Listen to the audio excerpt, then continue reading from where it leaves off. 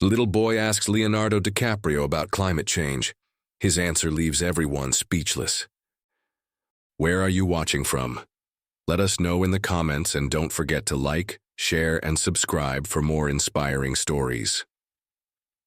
The Grand Conference Hall in San Francisco buzzed with anticipation. Hundreds of people filled the room for the Global Climate Summit, their murmurs echoing off the high ceilings. Among them sat 12-year-old Marcus Chen, clutching a worn notebook filled with newspaper clippings about melting glaciers and rising sea levels. His grandfather, retired marine biologist Dr. James Chen, sat beside him, watching his grandson's determined expression with pride. Marcus wasn't supposed to be there. The conference was meant for scientists, politicians, and environmental leaders. But when his grandfather received an invitation to speak about ocean acidification, Marcus begged to come along. How could Dr. Chen refuse? He'd watched his grandson spend countless hours studying climate science, inspired by the disappearing coral reefs he'd once explored with his grandfather. The morning sessions dragged on with presentations about carbon emissions and renewable energy initiatives. Then, Leonardo DiCaprio took the stage. The actor-turned-environmental activist had been advocating for climate action for decades, but today seemed different. His usual confidence was tempered by something deeper, more personal. DiCaprio began his speech about the urgent need for climate action, but barely 2 minutes in, his words were interrupted. Marcus had raised his hand, something unplanned and unprecedented at such a formal event. The room fell silent. Security personnel stepped forward, but DiCaprio raised his hand, stopping them. "Yes," he said, his voice gentle. "You have a question." Marcus's heart pounded in his chest as he rose from his seat. Just that morning, his grandfather had reminded him about conference etiquette. No interruptions, no unscheduled questions. But something inside him couldn't stay silent anymore, not after what he'd seen last summer. The memory was still fresh in his mind, standing on that research boat with his grandfather, watching through his mask as they dove among the coral reefs. Dr. Chen had shown him old photographs of the same location, vibrant with color and teeming with life. But what they found instead was a graveyard of gray, lifeless coral stretching as far as they could see. That night, Marcus had cried himself to sleep, clutching those old photographs. His grandfather tried to pull him back down now, whispering urgently, "Marcus, this isn't the right time." But Marcus stood firm, just as he had stood firm 6 months ago when he started his research project, spending evenings at the library instead of playing video games with his friends. His classmates had laughed when he turned down birthday parties to attend environmental seminars. They didn't understand what was at stake. His hands trembled slightly as he held his notebook, the same notebook where he'd meticulously pasted every article about rising sea levels, disappearing species, and melting ice caps. The same notebook where he'd written letters to politicians who never replied. The same notebook that contained the photograph of his grandfather, 30 years younger, swimming among healthy coral reefs that no longer existed. The room fell completely silent. Marcus could feel hundreds of eyes on him, but he focused only on DiCaprio. His voice, when it came, carried clear across the hushed room, fueled by months of bottled-up emotion. "Mr. DiCaprio," he began, "everyone here talks about numbers and statistics. But I want to know, when did you first feel the Earth's pain in your heart?" The room grew still. DiCaprio set his notes aside and stepped closer to the edge of the stage. For a moment, he seemed lost in thought, as if Marcus's question had unlocked something deeply personal. When he finally spoke, his voice carried a weight few had heard before. "That's a powerful question," DiCaprio said, removing his microphone from the podium to move closer. "And to answer it honestly, I need to tell you about a moment I've never shared publicly before." He paused, looking around the room before focusing back on Marcus. "Would you mind joining me up here?" The audience watched in stunned silence as Marcus made his way to the stage, his grandfather's proud yet anxious eyes following his every step. As Marcus approached, DiCaprio pulled up 2 chairs, creating an intimate space in front of hundreds of observers. The boy's notebook, filled with its carefully collected clippings, rested in his lap like a shield. Marcus glanced back at his grandfather, who gave him an encouraging nod. Dr. Chen knew this moment was more than just a question and answer. It was the culmination of countless nights spent discussing the planet's future, of early morning trips to document dying coral reefs, of a child's growing understanding that some things, once lost, can never be recovered. The room waited, holding its collective breath. Environmental leaders, policymakers, and scientists, people who had spent careers analyzing data and drafting regulations, found themselves transfixed by this unexpected exchange. Many of them had their own children at home, some Marcus's age, who had never shown such passion for the environment. They watched as DiCaprio studied the boy, noting how the actor's expression shifted from surprise to something deeper, more personal. Among the audience, a few people discreetly wiped away tears. They recognized something in Marcus's question that their graphs and charts had never captured: the raw emotional truth of what was happening to their planet. A distinguished climate scientist in the front row closed her laptop, suddenly aware that all her presentations about rising temperatures couldn't match the power of this child's simple question. Marcus's grandfather sat straighter in his chair, his own eyes glistening with pride and worry. He remembered the moment that had started all this, the day Marcus had found his old research photographs in the attic. "Why does it look so different now?" his grandson had asked, comparing the vibrant historical photos to recent images of bleached coral reefs. That question had led to countless others, each one pushing deeper into the heart of the environmental crisis. In their own way, each person in that room understood they were about to witness something extraordinary. The air felt charged with anticipation as they waited for DiCaprio's response, aware that this unscripted moment might hold more power than all the planned speeches combined. DiCaprio set his notes aside and stepped closer to the edge of the stage. For a moment he seemed lost in thought, as if Marcus's question had unlocked something deeply personal. When he finally spoke, his voice carried a weight few had heard before. "That's a powerful question," DiCaprio said, removing his microphone from the podium to move closer. "And to answer it honestly, I need to tell you about a moment I've never shared publicly before." He paused, looking around the room before focusing back on Marcus. "Would you mind joining me up here?" The audience watched in stunned silence as Marcus made his way to the stage, his grandfather's proud yet anxious eyes following his every step. As Marcus approached, DiCaprio pulled up 2 chairs, creating an intimate space in front of hundreds of observers.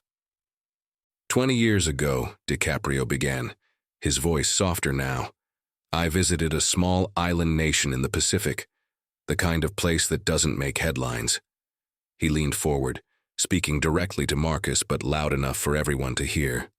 There was this family, a grandmother, her daughter, and her young grandson about your age.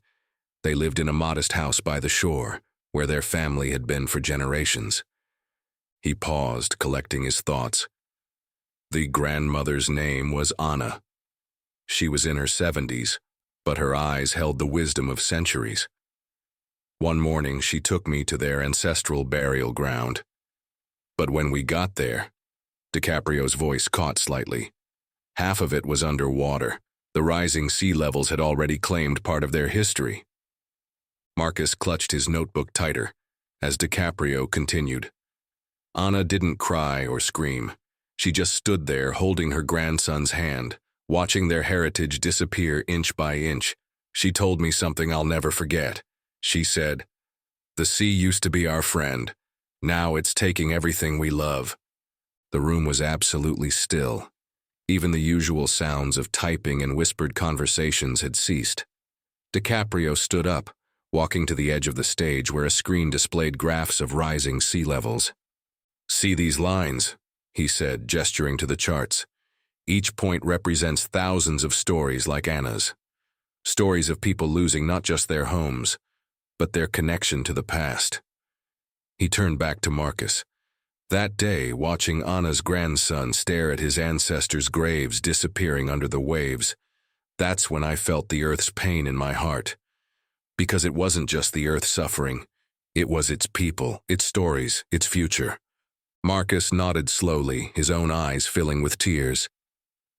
"I understand," he said quietly.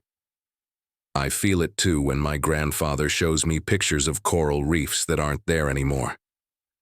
DiCaprio's expression softened. "Tell me about that," he said, genuinely interested. Marcus glanced at his grandfather in the audience before continuing. "6 months ago, we went diving at a reef my grandpa used to study. He has these beautiful photographs from 30 years ago. So much color, so much life. But when we got there," his voice trembled, "everything was gray, dead, like an underwater graveyard." DiCaprio knelt beside Marcus's chair. "And that's when you started collecting these?" he asked, gesturing to the notebook. Marcus nodded, opening his carefully maintained collection. "Every article, every photograph. I thought if I could understand it better, maybe I could help fix it." He turned to a page where he'd pasted a photograph of his grandfather from decades ago, surrounded by vibrant coral. Next to it was a recent picture of the same location, now bleached and lifeless. DiCaprio studied the images, then looked up at the audience.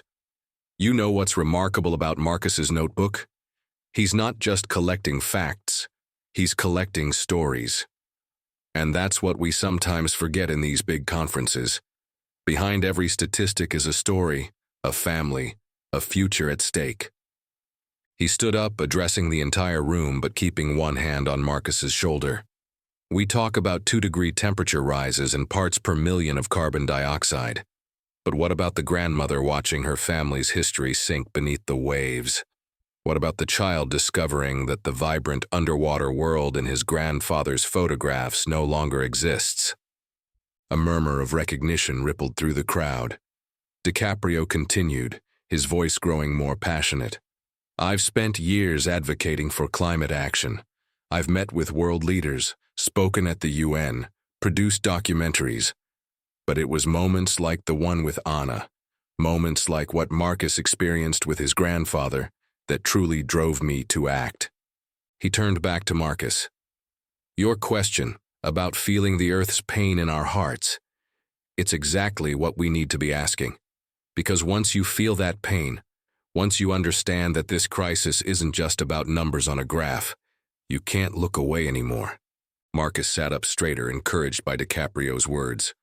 "But what can I do?" he asked. "I'm just one kid." DiCaprio smiled, but it was a serious smile, full of respect. "You're already doing it. You're paying attention. You're asking the right questions. You're making people feel what they need to feel."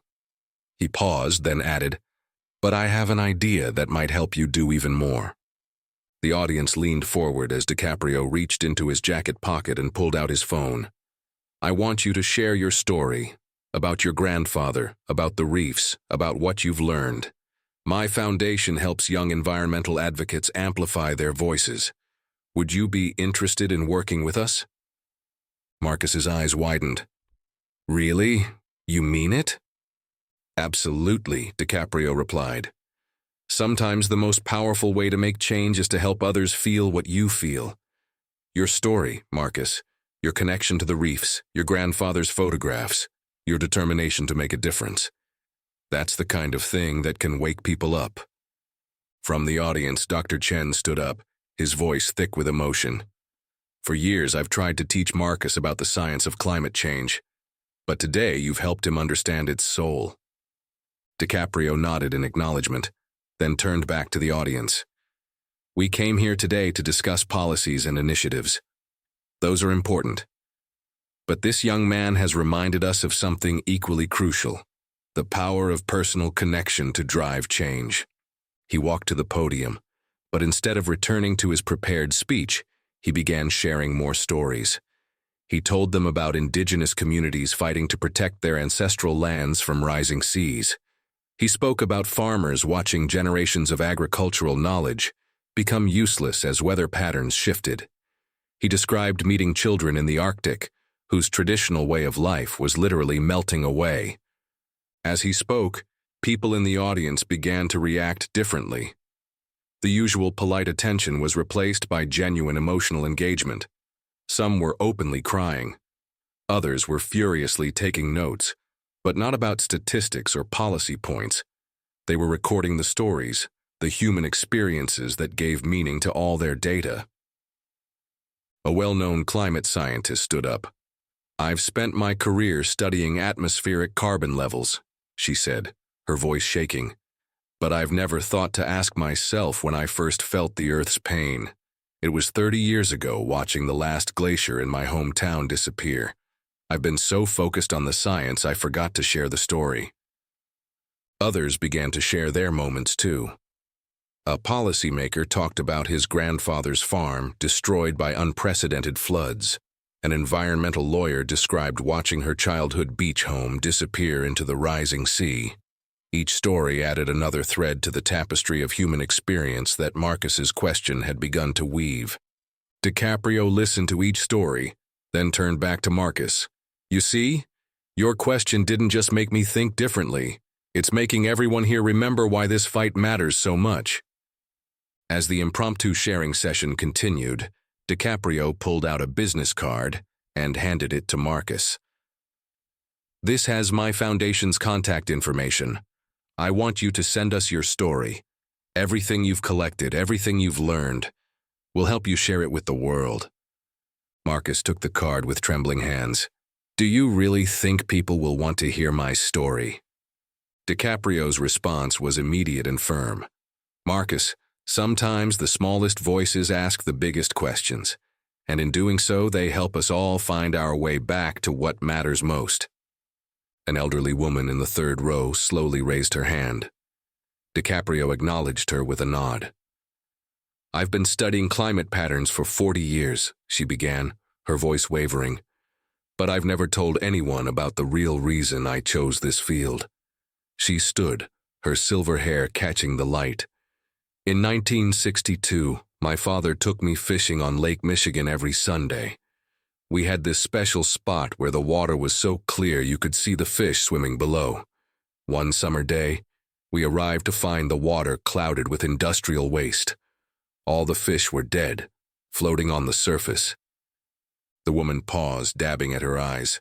"My father, a tough man who rarely showed emotion, sat down on the shore and wept. He said, 'Mary, mankind has forgotten how to be a good guest on this earth.' That was my moment, when I first felt the Earth's pain. I've spent my life studying climate science, but I've never shared that story until today." DiCaprio thanked her, then turned to Marcus. "You see? Your question is helping people remember their own connections to this crisis." He walked to the center of the stage, surveying the room. "How many others here have a story they've never told? A moment when climate change stopped being abstract and became personal?" Hands began to rise across the auditorium. A young researcher stood up, his voice shaking as he described watching his grandmother's village in Bangladesh disappear under rising floodwaters. A Forest Service veteran shared how he'd marked trees in California that had survived hundreds of years, only to see them succumb to unprecedented droughts and fires. Each story added another layer of emotional depth to the scientific data that usually dominated these conferences. DiCaprio listened intently to each one, occasionally glancing at Marcus, who was furiously writing in his notebook, documenting these personal testimonies alongside his collected facts and figures. A distinguished-looking man in an expensive suit stood up next. "I'm the CEO of a major energy company," he announced, causing a slight stir in the room. "I've spent years arguing against rapid climate action, citing economic concerns." He took a deep breath. "But last month, my 10-year-old daughter asked me a question similar to Marcus's. She showed me a picture she'd drawn of what she thought the world would look like when she grew up. It was devastating. Everything was gray, no trees, no animals, just factories and storms." His voice cracked. She looked at me and asked, "Daddy, is this really what you want to leave us?" The CEO paused, collecting himself. "I've been to dozens of these conferences, armed with profit projections and market analyses. But today, listening to Marcus, listening to all of you, I realize I've been on the wrong side of history. Starting tomorrow, my company will announce a major shift toward renewable energy investment." The room erupted in applause, but DiCaprio raised his hand for quiet. This is exactly what Marcus's question has sparked, a return to the heart of the matter. It's not just about policies or profits. It's about what kind of world we're creating, what kind of legacy we're leaving. He turned back to Marcus, who was still writing. "What are you recording?" he asked gently. Marcus looked up. Every story, every moment when someone felt the Earth's pain. I think maybe these stories are as important as the scientific data in my notebook." DiCaprio smiled. "They are, because numbers can tell us what's happening, but stories tell us why we should care." He addressed the room again. "Look around. In the past hour, we've heard more authentic, powerful testimonies than in all the formal presentations combined. And it started because a 12-year-old boy dared to ask about feelings in a room full of facts." A climate activist from Kenya stood up next. "In my village," she began, "we have a tradition. When a child is born, we plant a tree. That tree becomes their companion through life, marking their growth, their achievements, their connection to the earth." She wiped away tears. "Last year, for the first time in our history, every tree planted for a newborn died within months. The earth was too hot, too dry. When the mothers gathered to mourn their children's trees, that's when I felt it, the earth's pain becoming our pain." Her words hung in the air, heavy with meaning. DiCaprio walked to the edge of the stage, his expression grave. "These are the stories that need to be told, not just in conference rooms like this, but in homes, schools, and communities around the world." He turned to where a group of journalists sat, their cameras and notebooks capturing every moment. "You want to know why climate action isn't happening fast enough? Because we've been trying to convince people with graphs instead of touching their hearts with truth. We've been speaking the language of policy when we should have been speaking the language of personal experience." Marcus raised his hand again, and DiCaprio immediately gave him the floor. "Mr. DiCaprio," he said, his voice stronger now, "when my grandfather first showed me the dead coral reefs, I felt so small, so helpless. But being here today, hearing everyone's stories, I don't feel helpless anymore. I feel like maybe my pain, our pain, could be the thing that finally makes people understand." DiCaprio knelt beside Marcus's chair. "You've started something powerful here," he said. "These stories people are sharing, they're not just memories, they're fuel for change. Every person who's spoken today will leave here with a renewed sense of purpose. And it all started because you were brave enough to ask about feelings in a room full of facts." A ripple of recognition moved through the audience. People began turning to their neighbors, sharing more stories in hushed voices. The formal atmosphere of the conference had transformed into something more intimate, more genuine. DiCaprio stood again, addressing the room. "I propose something unprecedented. Instead of continuing with our scheduled presentations, let's document every story we've heard today. Let's create a living record of these moments when climate change became personal. Marcus has shown us that the path to action isn't just through our minds, it's through our hearts." The conference organizers huddled briefly, then nodded their agreement. For the next 2 hours, the prestigious climate conference transformed into a storytelling session. People formed small groups, sharing their experiences, their fears, and their hopes. Professional historians were called in to record these testimonies, creating an oral history of humanity's emotional connection to climate change. Marcus and his grandfather moved through the groups, listening, recording, adding to the growing collection in Marcus's notebook. DiCaprio stayed on stage, facilitating the sessions, ensuring every voice was heard, every story honored. As the afternoon light began to fade through the conference hall's high windows, DiCaprio called everyone back to attention. "Today wasn't what any of us expected," he said. "We came here to discuss policies and percentages. Instead, we've rediscovered something far more valuable, our collective memory of when and how we first understood what was at stake." 1 month later, Marcus received a package in the mail. Inside was a letter from DiCaprio's foundation, along with a beautifully bound book titled "When We First Felt It, Personal Stories from the Climate Crisis. The book contained every story shared that day at the conference, including photographs of the storytellers and the places they'd lost. Marcus's question was printed on the first page, but there was something else in the package, a USB drive containing video messages from people around the world who had watched the conference online. Thousands had been inspired to share their own moments of environmental awakening. The movement Marcus had sparked was growing. That summer, instead of just recording the decay of coral reefs, Marcus and his grandfather began a new project. They started organizing community diving trips, taking people to see both the damaged reefs and the few remaining healthy ones. Each visitor was encouraged to document their emotional response, adding their story to the growing collection. The CEO kept his promise. His company's shift toward renewable energy inspired others in the industry to follow suit. When interviewed about the change, he always mentioned the conference and the young boy who helped him remember his duty to future generations. DiCaprio incorporated the story-sharing model into all his future climate advocacy work. At each event, he would begin by asking people to share their moment of connection with the Earth's pain. The response was always profound, proving that while facts could inform, it was feelings that moved people to act. A year later, Marcus was invited back to the climate conference. This time, he wasn't just an audience member. He was a keynote speaker. The worn notebook he'd carried that first day had evolved into a global digital archive of environmental stories, each one a testament to humanity's deep connection to the planet. As Marcus took the stage, he saw familiar faces in the audience.